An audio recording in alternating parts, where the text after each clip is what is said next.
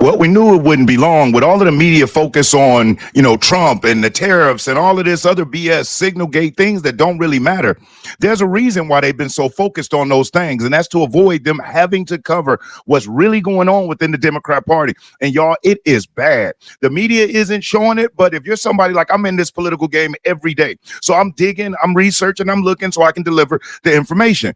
And what has been being exposed is just real from all of the books that have been released by Democrat operatives, letting us know that they knew the Biden administration was a sham, the backstabbing where Obama did not like Kamala Harris, did not support her, and was trying to oust her from behind the scenes, to Nancy Pelosi and Chuck Schumer strong-arming Joe Biden and forcing him out of off the ticket, borderline threatening him, allegedly, all the way through to the Harris campaign preparing for what if Joe Biden died, and how they would coordinate her as the president, and that would avoid any type of elections. It's been bad. But the purpose of this video today is that the tide is changing in the Democrat Party, and their biggest mistake they made was aligning themselves with the progressives. Now, what is happening in that party is the progressives have taken over. I got family members and friends that are Democrats. I was raised a Democrat. And these people weren't radical and believing men should be in women's sports and da. They just had they believed in equal rights and things like that. So it made them more liberal. But they weren't what we see today with children's sex changes and men and women's sports and open borders and all of this crap. I don't even like to call that Democrat. We call that far left and extreme. But now the Democrat Party is imploding. Terrible thing for them, great thing for the Republicans. So let's revisit, because in this video, I'm going to show you exactly what's going on and what the new poll just revealed that will be and could be the demise of the Democrat Party. Now, the big fight, the coup, as I like to call it, which is what's going on. There's a coup going on right now. The rumblings are to remove Chuck Schumer. And it is from AOC and that progressive wing of the party. Now, check out this, because this is when it all starts, when AOC starts giving you insight into really what's going on in her thinking in that progressive wing of the party. I think there is a deep sense of outrage and betrayal. And this is not just about progressive Democrats. This is across the board, the entire party. I think it is a huge slap in the face. And I think that there's a wide sense of betrayal if things proceed as currently planned. Now, remember, this answer she gave was when Chuck Schumer decided that it was better for him to side with Trump and he didn't even side for the budget bill. He just decided that he was not going to be a part of the government shutting down, because the progressive left wing, they don't give a crap. They got their checks. They got their slush funds, so they'll be fine.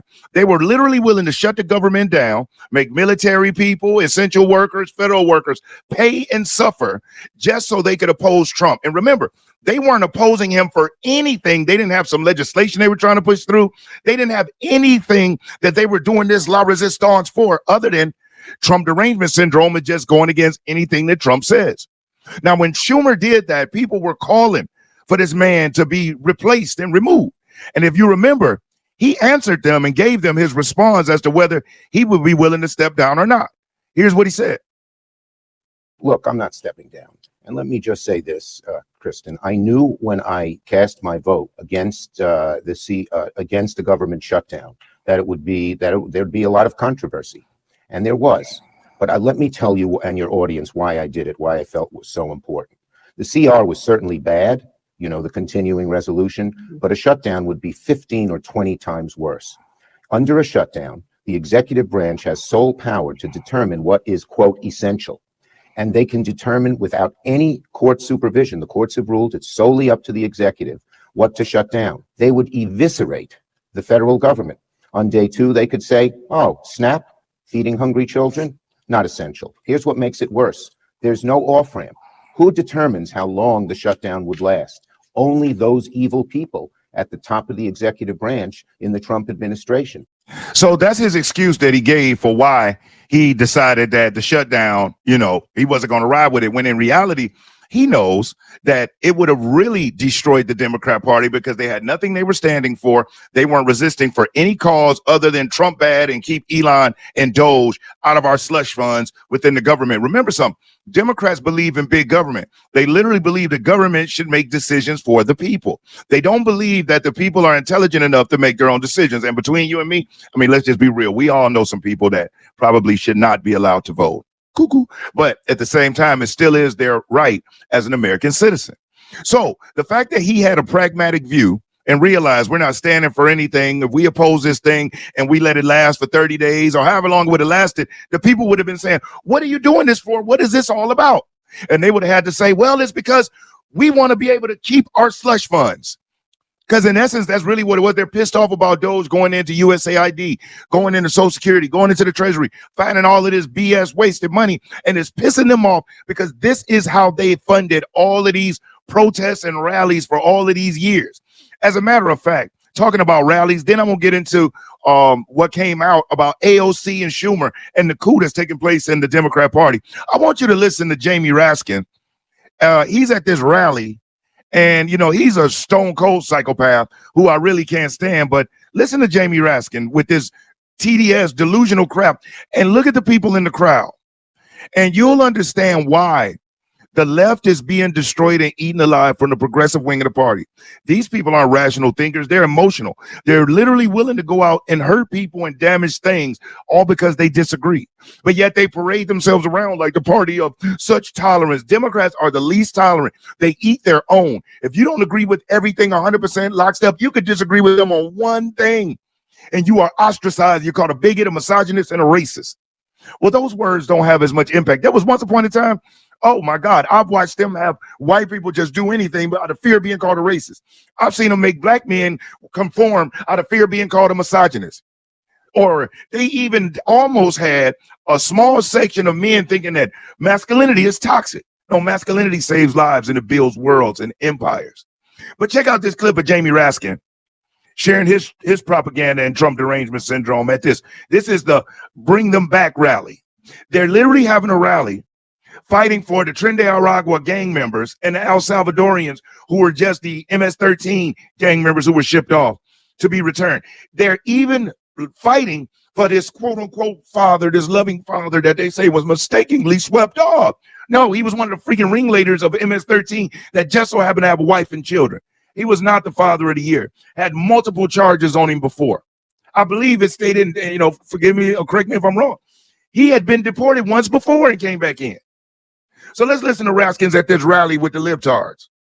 These were mobsters who turned the flag of America into a weapon of war against our police. And now Donald Trump says he wants to set up a fund to compensate them.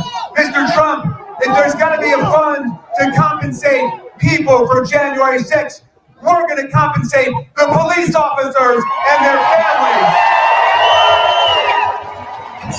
If you enjoyed this video, do me a solid. Hit that like button. I will never ask you for a cash app, and I will never ask you for a super chat. You hitting that like button, that is currency. It helps spread the video around. And if you aren't subscribed to the channel, subscribe. On the Real Politics Podcast, that's what we do. We keep it real about politics. So once you subscribe, make sure you hit the notification bell, then select all. That way you'll be notified when I upload new videos.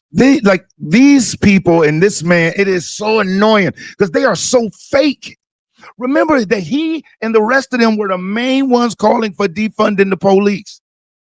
And now they act like this January the 6th thing was just the worst thing ever, and they care about the cops now. They realize how horrible that was of a political move. And then, I don't know if you know this, but do you know how many Democrat congressmen or politicians have been carjacked and robbed in those same sanctuary cities where they're fighting for those criminals? You know, but you never hear about what happened in the specific cases of the criminals who attacked those politicians. Did they get charged? I'm pretty sure they aren't willing to just let them go, even though they're fighting for everybody. And look at this crowd. I'm not saying anything about anybody at all, but you just look. Does that look like your typical Democrat crowd? Remember, Democrats used to be about the old people. The young people, the only people who still buy in to the BS the Democrats are selling are people that are 65 and older. Even the media, the lamestream media, 90% viewers 65 and older. No, young people, I know I'm 46. I'm not watching the lamestream media. I only watch it to see what's going on so I can share information about what we up against. Young people definitely aren't watching it. They're on Instagram, they're on X, they're on TikTok, and they're on YouTube. And so the traditional, the people that were born and grew up before social media, before the internet, they're locked in, they're programmed that, hey, you look at that and there's no way nobody would lie to you on the news. There's no way. So they buy into this. Oh, Trump is so bad and what he's doing, and it's going to hurt America. They're not doing research. I mean, well, let me not say that. Some of them, for the most part, you know, they're not. They just believe it. But this man is a psychopath. Now, let's go to News Nation, where they're going to explain, Newsmax, excuse me, where they're going to explain to us exactly what's going on with the coup in the Democrat Party and how Chuck Schumer's time may be extremely limited. And folks, once the Democrat Party concedes to the progressive wing, it's over. It's a done deal. As Senator Chuck Schumer facing backlash for supporting a GOP-backed funding bill from Democrats, many Democrats are calling now on New York Congresswoman Alexandria Ocasio-Cortez to launch a primary challenge against him. In fact, Politico reporting on a new poll showing AOC leading Schumer in a hypothetical 2028 New York primary matchup by double digits, in fact. The survey finding this 55% of Democratic likely voters saying they support or lean towards supporting Representative Ocasio-Cortez, while 36% back or lean toward backing Senator Schumer. How about that? Let's bring in Theron Bond, if we can, a Democratic strategist, as well as Tony Kinnett, a radio host. Good to see both of you here. Theron, I'd like to go to you on that, and perhaps what do you make of that poll? I mean, that's double digits there. Obviously, this is a ways away. We know that. But there is a little bit of an appetite for this. It is a ways away, but it can never be too early to start working on 2026, let alone 2028. Democrats have been behind in strategy and messaging, and there was a clear display of that in November of 2024. So we do have to get things moving. I'm not surprised, though, when we saw Leader Schumer and what he did with the CR vote, there were a lot of Democrats that were unhappy. There were a lot of could-be Democrats that were unhappy. So now, they were unhappy about the CR when in reality, that CR was the same exact spending levels of December of 2024 when they voted and in September of 2024. Matter of fact, this CR, the only way it changed because Trump redirected money to go towards the border and to go towards defense rather than money funding illegals and NGOs. The only difference, the same exact spending levels. So the hypocrisy of them having such a big issue with it, it funded every other department at the same exact levels. But most of those people don't know that. They don't even know. You know how many people I had asked me after going back and forth with me online at different places that I had to admit, like, what does CR even stand for? They don't even know it stands for continuing resolution. We're just continuing what we've already been done.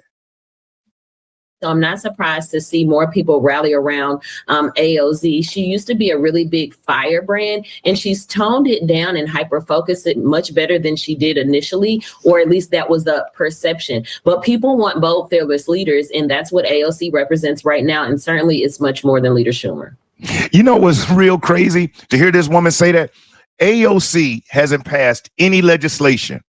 She has done absolutely nothing in Congress. She's just the best at working social media. She knows how to jump on the camera and use all of the technology to be able to communicate with voters. But what has AOC done? She was on an investigation for wearing crazy extremist left-wing propaganda dresses to Met Galas that weren't supposed to be done. She talks a big game, but then when her own voters confront her, she runs away like a coward. And she's just great at these gotcha moments. But this woman, no disrespect to the bartending industry, but she was a bartender who was elected in the Bronx from voters in the Bronx. And now she's going to lead the whole party. Oh, if we could just be so lucky. Because people will realize just how radical and how full of air this woman really is. Her and Jasmine Crockett, they've done nothing and are the loudest. That's why they put them out there, because they know most people are afraid to talk to them. Why? Because they check the boxes. They're women of color. And today, it's like taboo to correct one of them. Bull crap. Well, Ocasio-Cortez did speak about Schumer voting for that GOP funding bill vote. I want to play that for you, and then Tony will jump to you.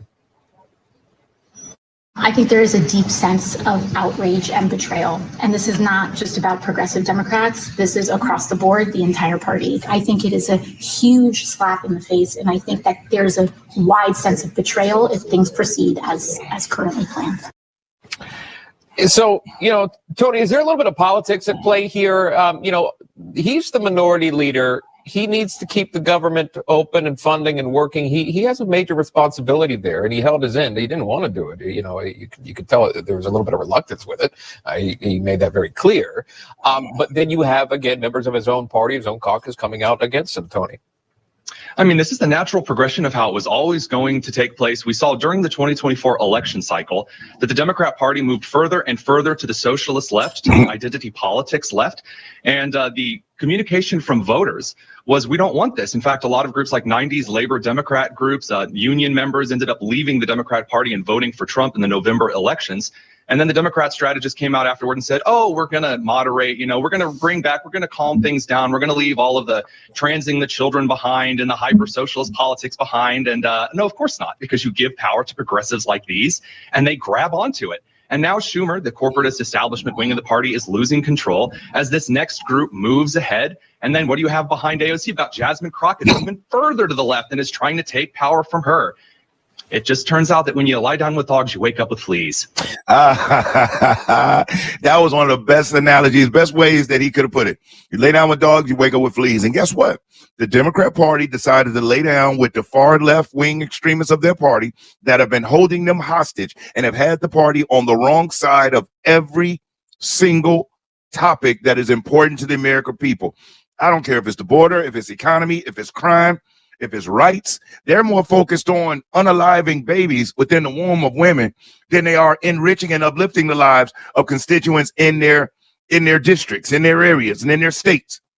So I'm gonna sit back here forward. I got my popcorn ready, and I'm gonna watch this party implode like it should. And the GOP, we just have to stay together and focus. I'm disappointed in Rand Paul. I'm not shocked by Lisa Murkowski, Susan Collins, and Mitch McConnell. But Rand Paul, he really turned a whole lot of his supporters off, and he needs to watch out because he may be the next one to feel the wrath of MAGA during the next primary. But hey, tell me what you think about this. Do you think that AOC should lead the party, or should they let Schumer lead it? Share what you think. And like always, if you haven't liked the video, leave a comment, share the video. I really would appreciate that. And subscribe to the channel. Other than that, I'm Brian Maxwell saying I look forward to seeing you at the top. Thanks for watching. Over and out, y'all.